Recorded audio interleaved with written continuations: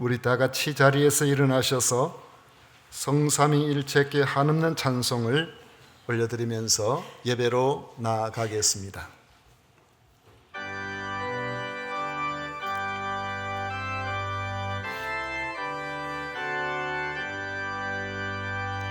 성삼위일체께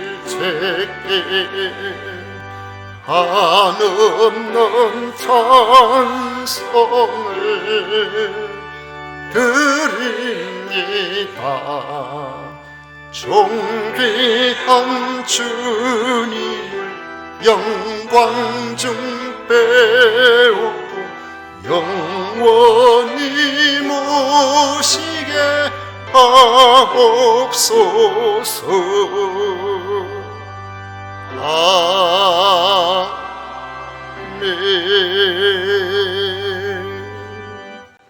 오직 여호와는 그 성전에 계시니 온 천하는 그 앞에서 잠잠할지니라.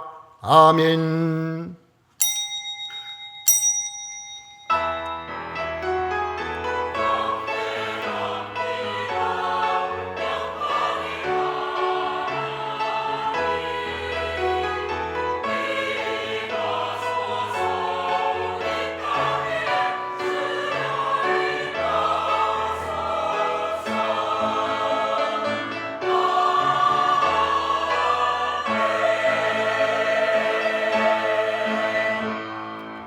죄인을 구원하여 예배자로 삼으신 성삼위 하나님을 찬양합니다.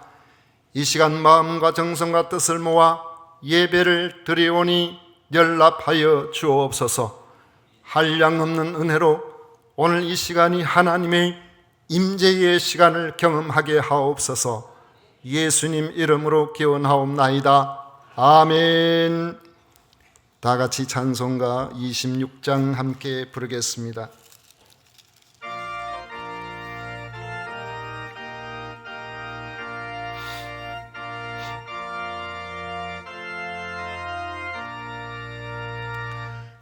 구세주를 아는 이들 찬송하고 찬송하세. 마음과 뜻과 인하여 경배 드리세. 주를 알지 못한 이들 주가 인도하사 그의 피로 구속하니 찬송 버릇에 약한 사람 도움받아 시험 중에 참게 되니 먹던 죄를 이길 힘은 믿음뿐이라. 진리 되신 우리 주 영원토록 변함없네. 성도들아 주를 믿어 길이 삼계세.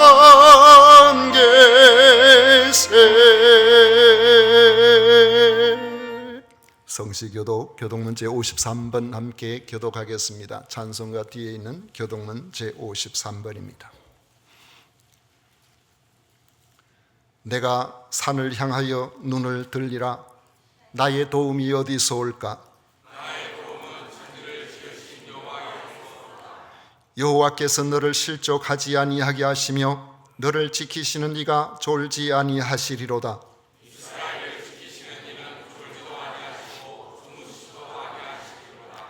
여호와는 너를 지키시는 이시라. 여호와께서 내 오른쪽에서 내 그늘이 되시나니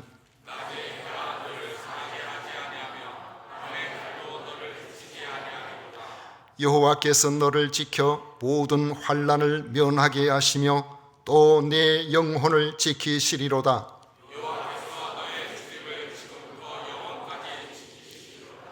아멘. 다 같이 신앙 고백 드리겠습니다. 전능하사 천지를 만드신 하나님 아버지를 내가 믿사오며 그 외아들 우리 주 예수 그리스도를 믿사오니 이는 성령으로 잉태하사 동정녀 마리아에게 나시고 본디오 빌라도에게 고난을 받으사 십자가에 못 박혀 죽으시고 장사한 지 사흘 만에 죽은 자 가운데서 다시 살아나시며 하늘로 오르사 전능하신 하나님 우편에 앉아 계시다가 저리로서 산 자와 죽은 자를 심판하러 오시리라. 성령을 믿사오며 거룩한 공회와 성도가 서교통하는 것과 죄를 사하여 주시는 것과 몸이 다시 사는 것과 영원히 사는 것을 믿사옵나이다. 아멘. 다 같이 자리에 앉으셔서 찬송가 279장 함께 부르겠습니다. 279장입니다.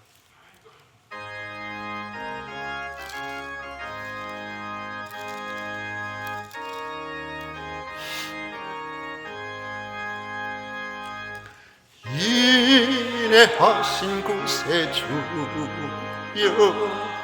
내 말 듣보니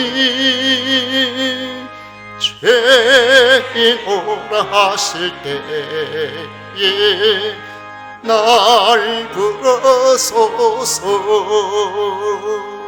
주여 주여 내가 비오니 죄인 오라 하실 때에 날 불러소서. 자비하신 보좌 앞에 꿇어엎드려 자복하고 회개하니 믿음 주소서. 주여 주여 내가 비오니 죄인 오라 하실 때에 날 불러소서. 주의 공로지하여 주께 가오니 상한 마음을 고치시고 구원하소서. 주여 주여 내가 비오니 죄인 오라 하실 때에 날 불러소서. 만복 끄는 우리 주여 위로하소서. 우리 주와 같으시니 어디 있을까. 주여 주여 내가 비오니 죄인 오라 하실 때에 날 불러소서.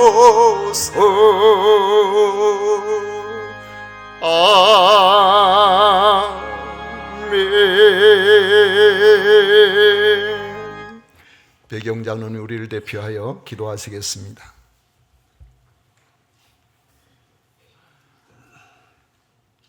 사랑과 은혜가 충만하신 하나님 아버지, 오늘도 사랑으로 예배 자리로 인도해 주심을 감사드립니다.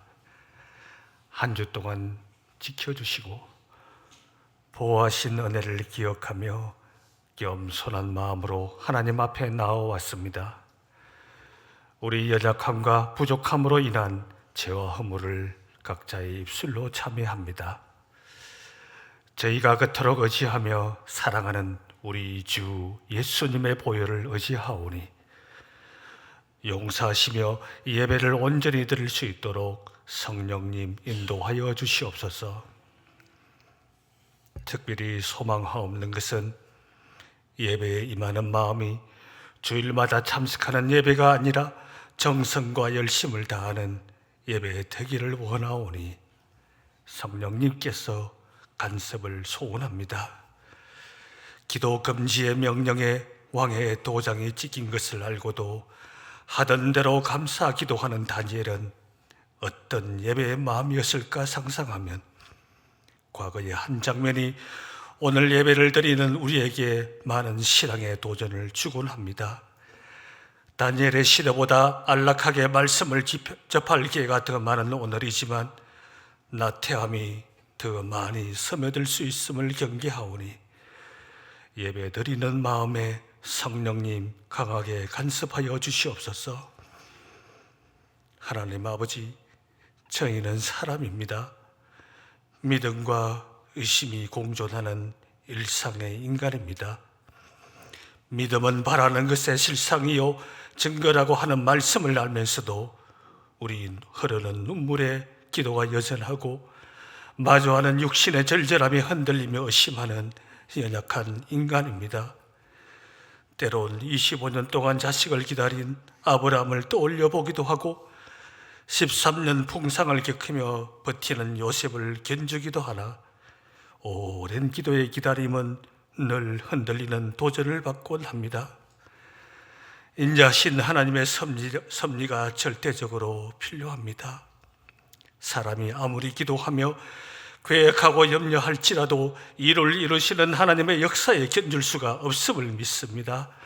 여호수아에게 3번씩이나 강하고 담대하라, 두려워하지 말라, 너와 함께한다는 그 말씀이 그때나 지금이나 적용됨을 믿고 기다리오니 오늘 예배에 도전받게 하시고 위로하여 주시옵소서.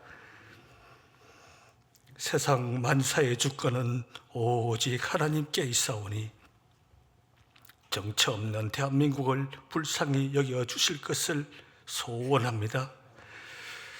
물질과 미혹으로 민심을 끌게 만드는 무리가 있습니다. 세속으로 이끄는 것에 힘쏟는 교회도 있고 거짓과 위선의 소리로 눈과 귀를 멀게 하는 이 혼란이 언제까지 이어질지 참담한 대한민국입니다.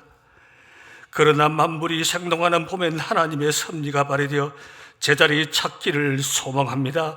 하늘에 계신 하나님이 이런 무리의 획정을 비우시며 정치가 안정되고 순수한 교회가 되어 하나님의 영광 되기를 소원합니다. 반드시 이 나라가 교회가 잘 될 것을 믿습니다. 하나님의 말씀을 직접 듣고 보지 못하는 저희에게 주의 종을 통하여 말씀을 듣습니다. 주의 종을 사자로 받사오니 예배에 임하는 우리 자세가 어떠해야 하는지, 눈물의 기도에 믿음과 흔들림이 공존하는 성도에게 또 어떤 위로가 되는지, 이 대한민국에게 주시는 하나님의 메시지가 어떠하는지 옥토에 뿌려지듯 귀담아 듣기를 소원합니다. 귀담아 듣는 자녀마다 여호와 하나님의 친밀하심이 그를 앙망하는 자들에게 그의 언약을 그들에게 보이시리라 말씀대로 감동되게 해 주시옵소서. 우리 주 예수 그리스도 이름으로 기도드리옵나이다. 아멘.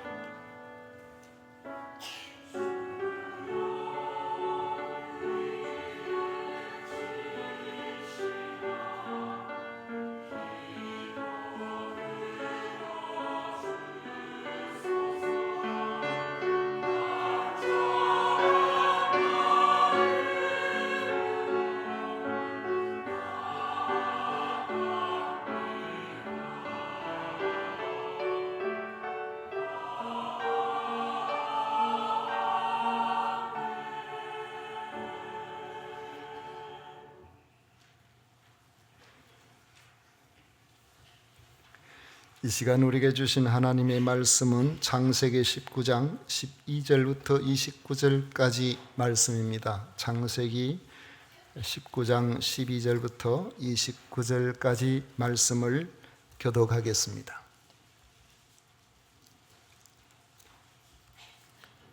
12절부터 교독합니다. 그 사람들이 롯에게 이르되 이 외에 내게 속한 자가 또 있느냐?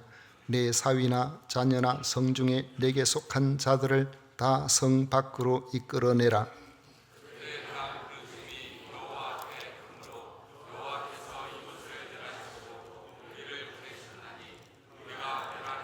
롯이 나가서 그 딸들과 결혼할 사위들에게 말하여 이르기를 여호와께서 이 성을 멸하실 터이니 너희는 일어나 이곳에서 떠나라 하되 그의 사위들은 농담으로 여겼더라.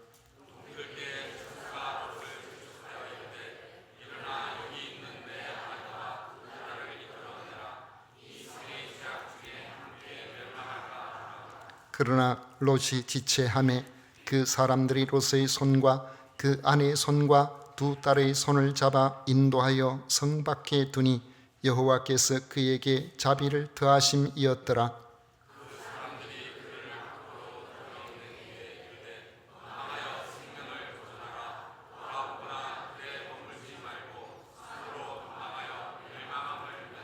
롯이 그들에게 이르되 내 주여 그리 마옵소서.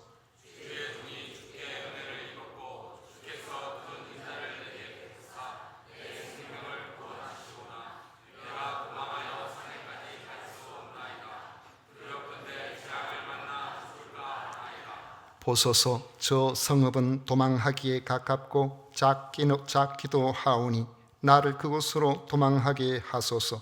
이는 작은 성읍이 아니니까 내 생명이 보존되리이다.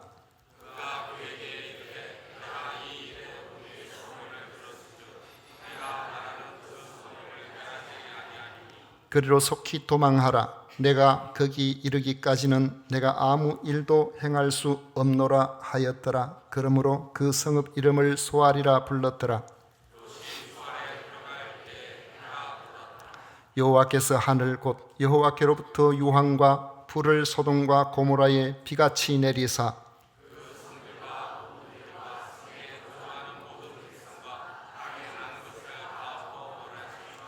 롯의 아내는 뒤를 돌아 보았으므로 소금 기둥이 되었더라.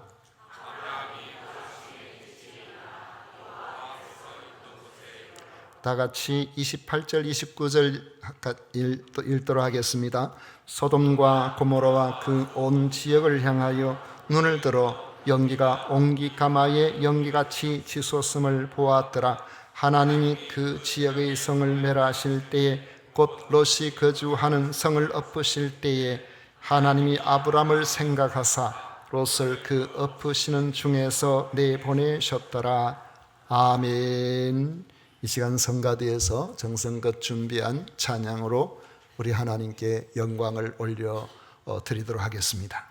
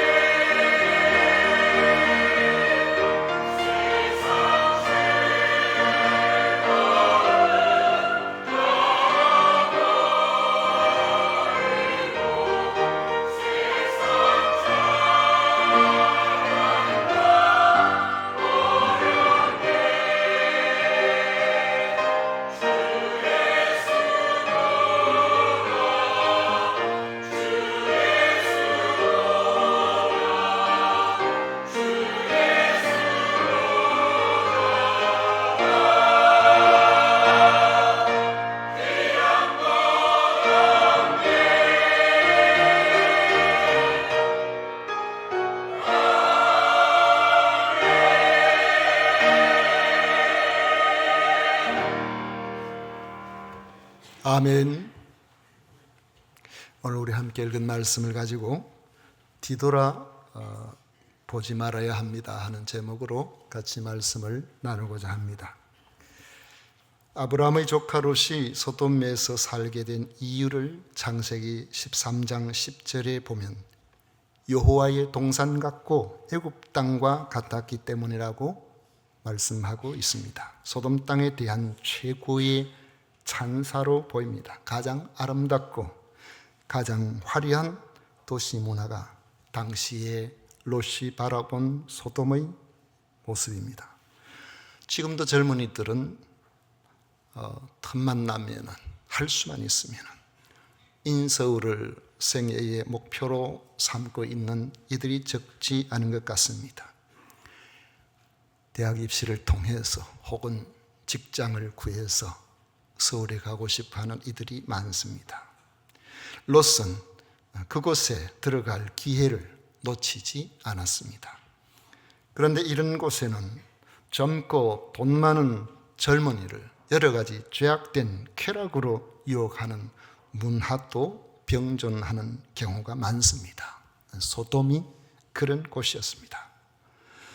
우리 앞에 19장 1절부터 11절 사이의 말씀은 차마 읽기가 민망할 정도인 소돔의 타락한 실상이 기록되어 있습니다. 소돔 땅 사람들의 원한이 하늘에 사무치자 그 땅을 살피기 위해 두 천사가 소돔 땅에 들어갔습니다.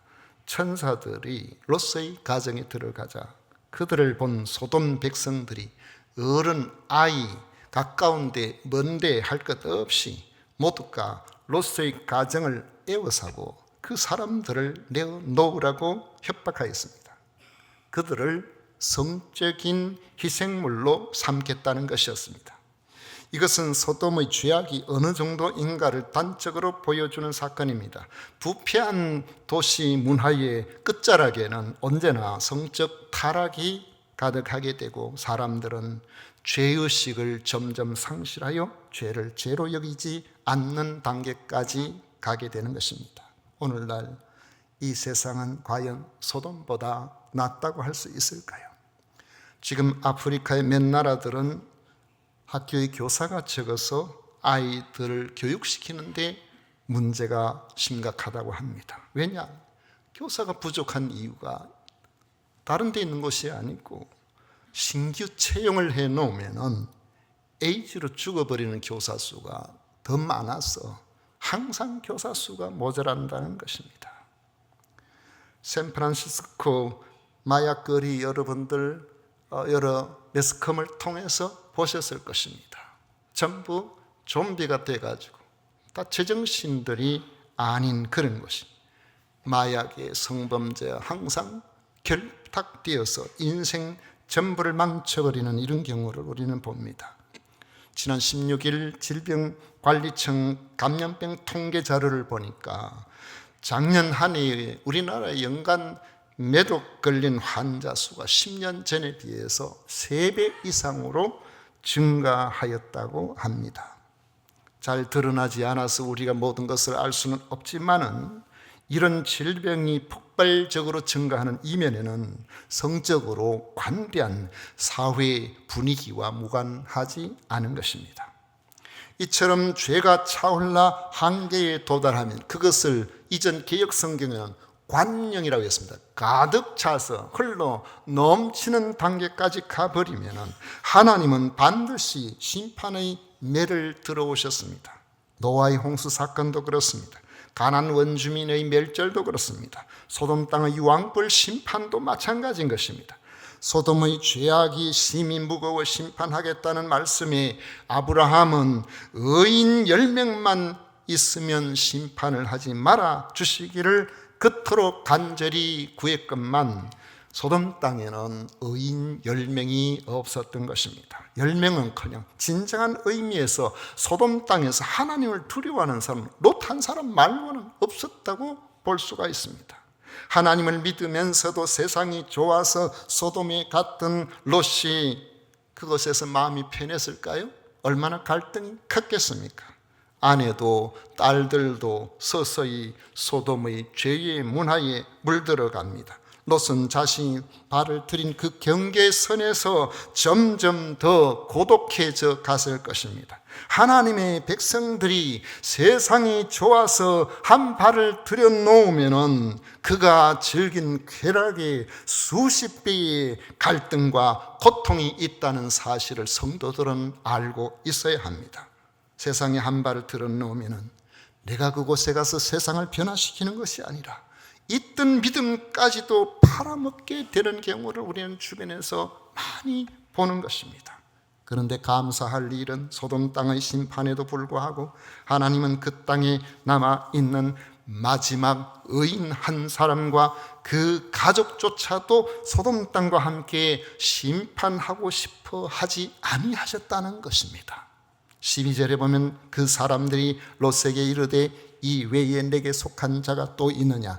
내 사위나 자녀나 성 중에 내게 속한 자들을 다 성 밖으로 이끌어내라 했습니다. 우리 하나님은 믿음으로 사는 한 사람을 이처럼 귀하게 여기신다는 사실을 믿으시기를 축원합니다. 롯은 사태의 심각성을 깨닫고는 즉시 가족들에게 알렸습니다. 14절에 보면 롯이 나가서 그 딸들과 결혼할 사위들에게 말하여 이르기를 여호와께서 이 성을 멸하실 터이니 너희는 일어나 이곳에서 떠나라 하되 그의 사위들은 농담으로 여겼더라. 그렇게 말씀합니다. 사위들이 농담으로 여겼다는 거예요. 이 마른 하늘에 무슨 유황불비가 내린다는 말입니다. 지금까지 멀쩡하게 잘 살아왔는데 무슨 말이냐는 생각인 겁니다. 롯의 사위들의 반응은 바로 소돔 땅에 사는 모든 사람들의 반응이기도 합니다. 또 믿지 않는 사람들의 반응이기도 합니다. 복음을 전해보면 이런 반응을 우리는 너무 쉽게 만날 수가 있습니다. 왜 하나님의 심판을 농담으로 여겼을까요? 하나님을 믿지 않는 사람들은 우리 그리스도인들의 믿음의 체계가 우습게 보이는 겁니다. 십자가와 부활이 도대체 그게 무슨 말이냐는 것이죠. 사람은 죽으면 끝인데 죽은 사람이 어떻게 다시 살아나느냐는 겁니다. 죄사함? 누가 우리 죄를 사한다는 말이에요. 아니 왜 내가 구원을 받아야 되느냐고 그렇게 생각하는 겁니다. 그 십자가와 예수의 죽음과 나와 무슨 상관이 있느냐는 것입니다. 하나님이 계시는 걸 눈으로 봤느냐는 거죠. 사람이 어떻게 하나님이 자녀가 되냐? 심판 이런 말을 하는 사람은 반쯤 정신이 나간 사람처럼 생각하는 겁니다. 세상은 살만하고 오늘도 어제처럼 잘 굴러가고 있는데 왜 이상한 말로 사람들을 현혹하는지 이해하지 못하겠다는 것입니다. 여러분 천당이 어디 있습니까? 누가 천당을 보았습니까? 가보지 않은 천당을 믿는다는 게 이 얼마나 어리석은 일입니까? 예수 믿는 사람을 반쯤 미친 사람처럼 쳐다보는 것은 너무나 당연한 일입니다. 그래서 저들을 향한 우리의 간절한 전도와 기도를 귀찮아하고 귓전으로 흘려듣고 마는 것입니다. 그런데 문제는 우리들에게 그들에게 반박할 말이 없어요. 하나님의 말씀인 성경에 그렇게 쓰여 있다는 말 외에 우리가 그것을 믿는다는 것 외에 그들에게 말할 것이 없다는 거죠. 믿음으로 받아들이지 않으면 우리가 할 수 있는 것이 없는 것입니다. 그것이 우리의 안타까움입니다. 롯의 사위들은 장인 롯이 전하는 소돔 땅의 심판을 농담으로 여겼습니다. 그들에겐 심판을 피할 기회가 있었지만 귀담아 듣지 않고 농담으로 여기다가 유황과 불이 비같이 내리는 심판을 받을 수밖에 없었던 것입니다. 지금도 그곳에 가면은 유황 성분이 가득합니다. 지나가다 보면 유황 냄새가 코에 팍팍 찔러요. 소돔에 접해 있는 사회 남단에는 지금도 유황을 분리하는 공장이 아주 대단히로 있습니다. 거기에는 밤낮으로 공장이 돌아가서 야경이 공장에 무심하게 지나가는 사람들을 보여주고 있습니다. 하나님의 말씀을 농담으로 여기는 것은 심판을 자초하는 또 다른 죄악입니다. 그렇지만 롯은 하나님의 말씀을 믿었습니다. 그 믿음 때문에 롯은 구원을 받았습니다. 그 믿음 때문에 우리는 롯을 의인이라고 하는 것입니다. 그러나 이 롯의 믿음은 우리를 안타깝게 하는 믿음입니다. 심판을 면해야 하는 것은 롯 자신인데 오히려 롯이 심판을 받을까봐 안타깝게 재촉하시는 분은 천사들이었습니다. 15절에 보십시오. 동떨 때에 천사가 롯을 재촉하여 이르되 일어나 여기 있는 내 아내와 두 딸을 이끌어내라. 이 성의 죄악 중에 함께 멸망할까 하노라 했습니다. 롯은 지체하고 있었습니다. 왜 롯이 지체하고 있었을까요? 여러분, 그것은요, 롯이 자기 평생의 삶의 흔적을 남겨놓은 곳입니다. 집이 있어요. 재산이 있습니다. 그곳에는 추억이 있습니다. 그곳에는 쉽게 데리고 갈 수 없는 가축이 있어요. 롯은 하나님을 믿으면서도 하나님의 영광을 위해서 살기보다는 자기 육신의 안일과 안목의 정욕을 따라서 살았습니다. 그가 추구했던 모든 것이 그 소돔 땅에 있었기 때문에 이 소돔을 떠나는 일이 좋을 리도 없었고 쉬울 수도 없었던 겁니다. 구원은 받았지만 하나님이 억지로 끌어내어 구원하시는 이런 구원을 우리는 부끄러운 구원이라고 합니다. 불 가운데서 얻은 구원이라고 합니다. 바울 사도는 고린도전서 3장 12절 이하에 보면은 이렇게 말합니다. 만일 누구든지 금이나 은이나 보석이나 나무나 풀이나 지프로 이 터 위에 세우면 각 사람의 공적이 나타날 터인데 그 날이 공적을 밝히리니 이는 불로 나타내고 그 불이 각 사람의 공적이 어떠한 것을 시험할 것입니다. 만일 누구든지 그 위에 세운 공적이 그대로 있으면 상을 받고 누구든지 그 공적이 불타면 해를 받으리니 그러나 자신은 구원을 받되 불 가운데서 받은 것 같으리라. 여러분, 예수님을 그리스도로 믿으십니까? 여러분이 예수님을 그리스도로 믿으신다면 심판을 면할 것입니다. 그러나 여러분이 예수님을 그리스도로 믿고 살지만은 이 땅에 어디다 더 마음을 두고 살았느냐에 따라서 자랑스러운 구원도 있고 부끄러운 구원도 있다는 사실을 아시기를 바랍니다. 만일 지금 영혼을 사모하며 사는 삶이라면 그것은 금이나 은이나 보석 같은 타지 않는 귀한 삶을 여러분들이 살고 계신다는 것이고, 세상 안일과 자기 욕심을 따라 살고 있다면 나무나 풀이나 집과 같이 삶의 모든 족적이 어느 한순간에 아무런 의미도 없이 타버리고 말 부끄러운 삶이 될 것이라는 것입니다. 이왕 한평생을 믿음으로 살기로 작정했다면은 롯과 같은 부끄러운 이런 삶을 우리가 살았어야 되겠습니까? 우리는 비록 세상에 살고 있지만 주님을 위해서 구별된 삶을 살아야 합니다. 그것이 힘들고 외로워도 구원받은 백성들이 감당해야 될 당연한 몫이라고 생각하고 그렇게 살아가야 되는 것입니다.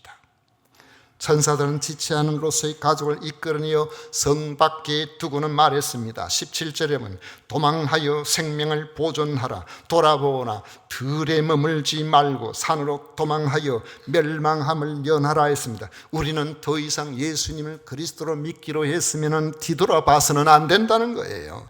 들에 머물지 말고 산으로 도망하라는 것입니다. 여러분은 신앙생활을 하다가 힘들 때에 어려울 때에 마음먹은 대로 잘 안 된다고 해서 절대로 멈추거나 되돌아가서는 안 된다는 것입니다. 롯이 소돔을 벗어나서 소알이라는 성에 피했을 무렵 하나님께서는 마침내 소돔과 고모라의 유황과 불을 비같이 내리기 시작하셨습니다. 24절 25절에 보십시오. 여호와께서 하늘 곧 여호와께로부터 유황과 불을 소돔과 고모라의 비같이 내리사 그 성들과 온들과 성에 거주하는 모든 백성과 땅에 난 것을 다 엎어 멸하셨더라 했습니다. 그런데 문제가 생겼습니다. 26절에 보면 롯의 아내는 뒤를 돌아보았으므로 소금 기둥이 되었더라. 롯의 아내가 미련을 버리지 못하고 뒤를 돌아봤습니다.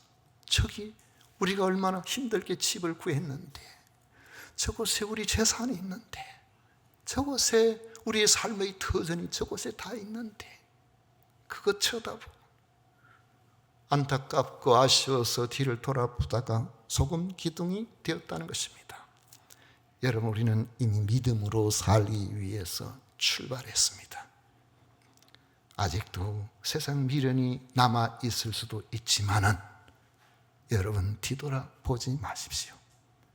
예수님도 롯의 철을 생각하라고 하시면서 뒤를 돌아보지 말 것을 당부하셨습니다. 롯의 아내가 뒤를 돌아보다가 망한 것처럼 마지막 심판 때에 심판을 받는 이런 안타까운 일이 없었어야 합니다. 또 주님은 누가복음 9장 62절에 손에 쟁기를 잡고 뒤를 돌아보는 자는 하나님의 나라에 합당하지 아니하니라고 하시면서 마지막 때의 경고에서 그때는 노아의 때와 같고 그리고 롯의 때와 같겠다고 말씀을 하셨습니다. 하나님의 심판은 언제까지나 유보되는 것이 아닙니다. 하나님의 심판은 다가오고 있습니다. 예수 그리스도를 주로 모시고 사는 인생 이외에는 어느 누구도 하나님의 심판을 피할 자가 없습니다. 그렇지만 이 사실을 심각하게 받아들이지 못하고 마치 남의 이야기처럼 생각하는 사람들이 있다는 것입니다. 여러분, 그 심판을 우리는 참으로 지혜로운 하나님의 사람이라면 그 심판을 남의 일이나 전체의 모든 상황들이 어떻게 되겠지 하는 식으로 받아들일 것이 아니고 우리 각자에게 주어진 것으로 여러분 받아들이셔야 됩니다.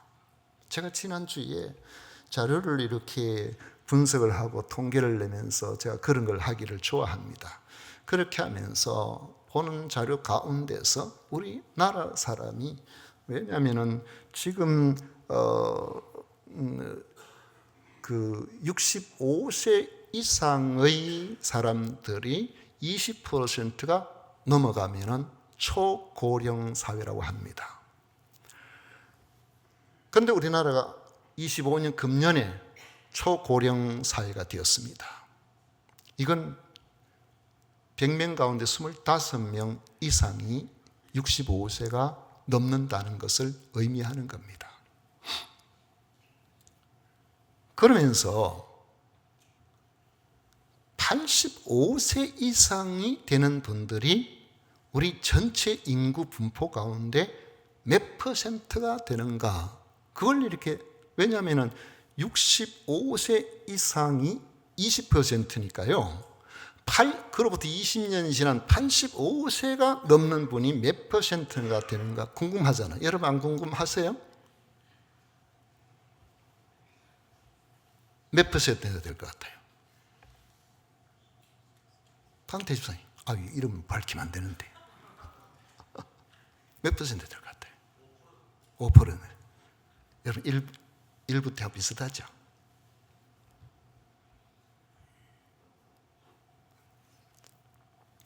김영땡 성도님이 여기 안 앉아가지고 오늘 내가 마음이 왜 안 왔지? 그래도 이름 다 끝까지 못해요. 혹시 방송 설교 나오면 이름 나올까 싶어가지고. 여러분이 출석 안 하면은요, 제 눈에 자꾸 보여요. 무슨 일인가, 별일 없어야 될 건데.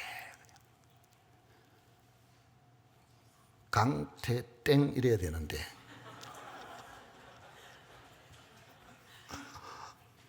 놀랍게도 65세 이상이 1.6%예요. 65세가 아니라 85세. 눈빛이 1.6%예요. 85세를 사는 게 쉬운 게 아니에요, 우리 삶이. 건강하게 120세까지 사시기를 축복합니다.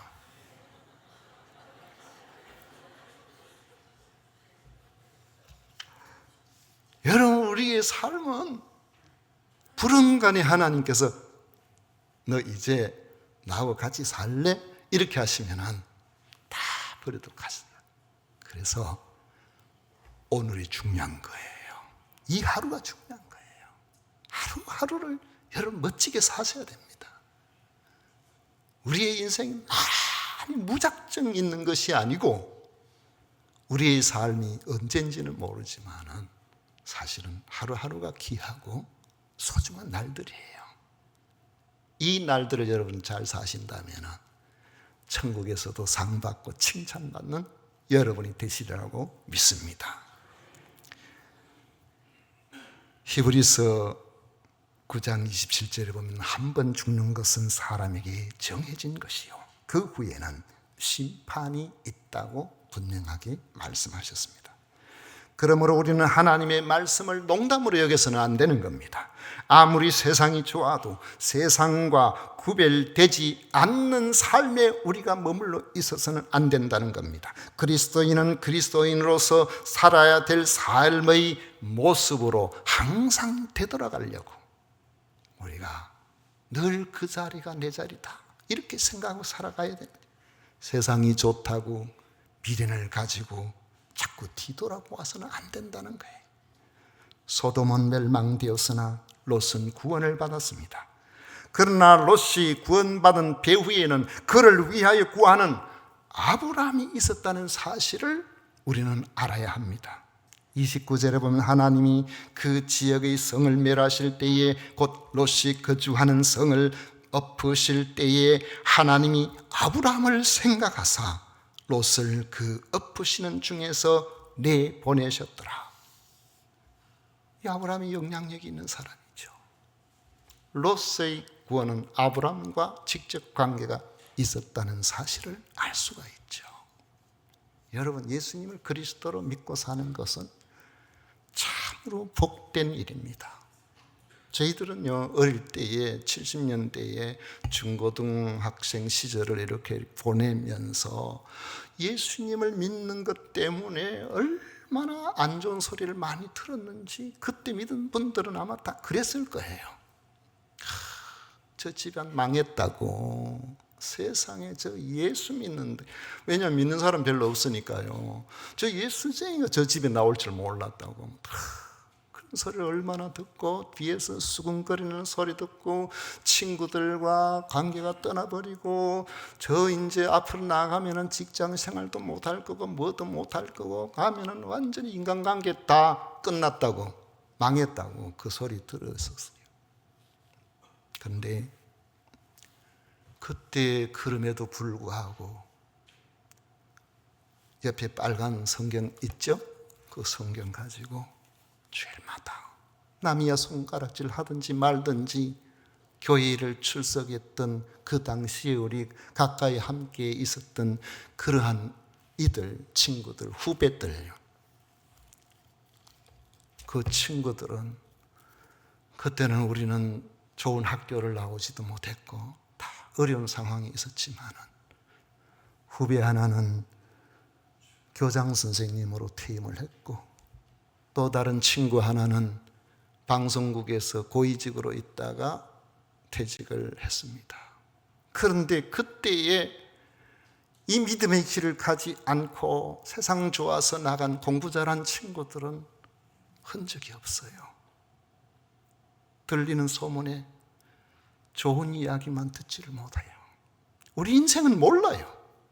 우리 인생은 모르는 거예요. 그러니까 사람은 이런 점은 좋고 저런 점은 안 좋고 이쪽은 똑똑하고 저런 점은 안 좋고 그런 것도 있다고 할지라도 하나님께서 보신다면, 하나님께서 붙들어 주신다면 소망이 있는 겁니다. 저는 아이들한테 우리 집에 가훈이 뭔지 아느냐? 가훈 3가지 기억해라. 첫째, 하나님 앞에 살아야 된다. 하나님을 두려워해야 된다. 2번째로 정직해야 된다. 어떤 경우라도 정직해야 된다. 정직하면 살 수 있다. 3번째로 성실해야 된다. 열심히 살아야 된다. 최선을 다해. 이 세 가지만 해라. 여러분, 사도 요한은 사랑하는 이들을 향하여 뭐라고 했습니까? 네 영혼이 잘됨 같이 네가 범사에 잘되고 강건하기를 원하노라. 여러분의 영혼이 잘 되시기를 축원합니다. 여러분과 여러분의 자녀들이 정직하시기를 원합니다. 누구보다도 불평하지 말고 내가 좀 더 열심을 내고 내가 좀 더 수고하는 성실한 사람이 되시기를 바랍니다. 그리고 우리가 나 혼자 잘 살아서 되겠습니까? 사랑하는 가족들, 이웃들, 직장 동료들, 그들에게 우리가 사는 영원한 생명에 대한 소망을 같이 나눠야 되지 않겠습니까? 이거 감당하기 위해서 하나님 용기 주세요. 하나님 도와주세요. 제 영혼을 불쌍히 여겨주세요. 이처럼 아브라함같이 우리가 산다면은, 아브라함 때문에 롯이 구원을 얻은 것처럼 여러분 때문에 가족이 구원을 얻고 이웃이 구원을 얻고 직장 동료가 구원을 얻는 위대한 삶을 살게 되는 것입니다. 우리 모두 그리스도 안에서 가정을 살리고 지역을 살리고 이 민족을 살리는 아브라함과 같은 이런 성도들 되시기를 축원합니다. 기도하겠습니다. 고마우신 하나님 아버지, 감사합니다. 주님께서 허락하신 놀라우신 은혜로 우리가 예수님을 그리스도로 믿었습니다. 이제 뒤돌아갈 수가 없습니다. 손가락질을 당해도 주변의 사람들이 망했다 하는 말을 들어도 우리는 이 길을 걸어가기를 원합니다. 아버지여, 붙들어 주옵소서. 하나님께서 기뻐하시는 복된 성도, 하나님께서 인정하시는 그런 하나님의 사람, 주님과 동행하는 이런 하나님의 사람들이 다 되게 하여 주실 줄로 믿습니다. 예수님 이름으로 기도하옵나이다. 아멘. 찬송가 280장 함께 부르겠습니다.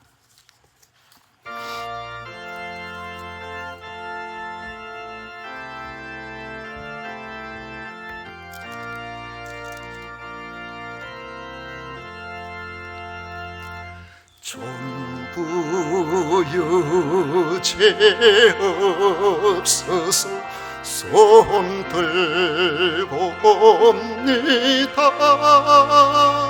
주 나를 외면하시며 나 어디 따리까. 내 죄를 씻기 위하여 피 흘려 주시니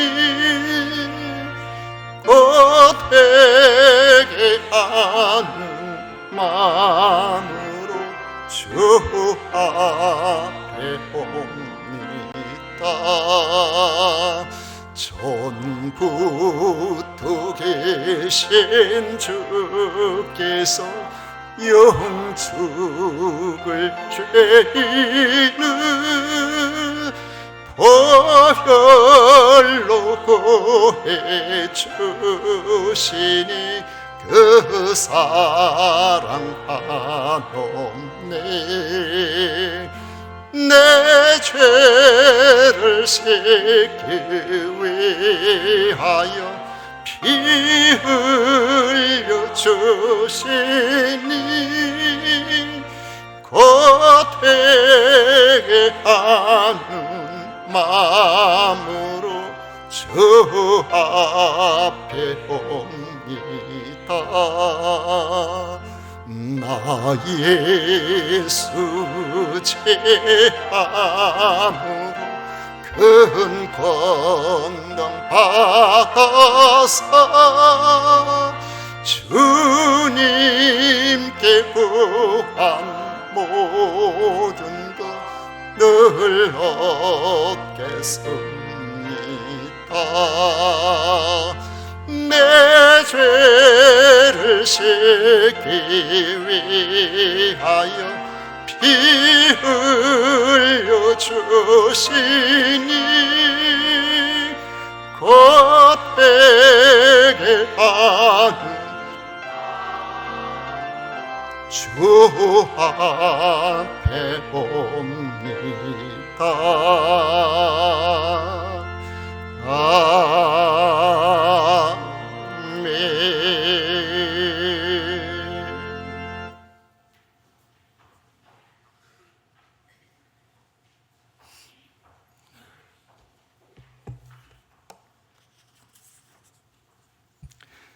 우리 하나님께 드린